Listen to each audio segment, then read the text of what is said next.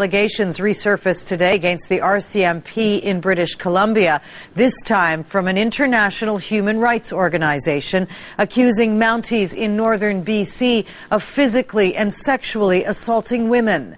Tonight, the force, who's faced these accusations before, is calling on victims to come forward. But will it make a difference? Advocates aren't convinced. CTV's Vancouver Bureau Chief Melanie Nagy has the details.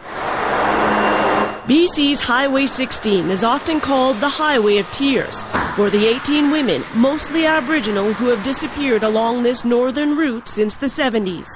Today, accusations that police are failing to protect women in the region. Not only not protecting, but possibly committing crimes against them. Allegations fired at the RCMP today by an international human rights group. From handcuffs applied too tightly to the use of tasers on underage girls. Human Rights Watch has released a scathing report against the RCMP.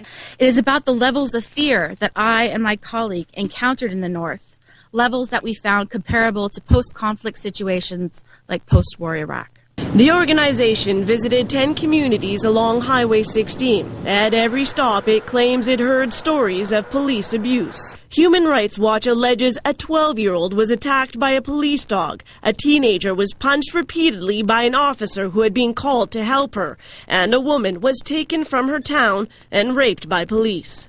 The RCMP says it wants to get to the bottom of the abuse allegations, but it needs the victims to identify themselves. We have no method to determine who the victims or the accused are. But the BC Civil Liberties Association says the RCMP already has all the information needed to investigate.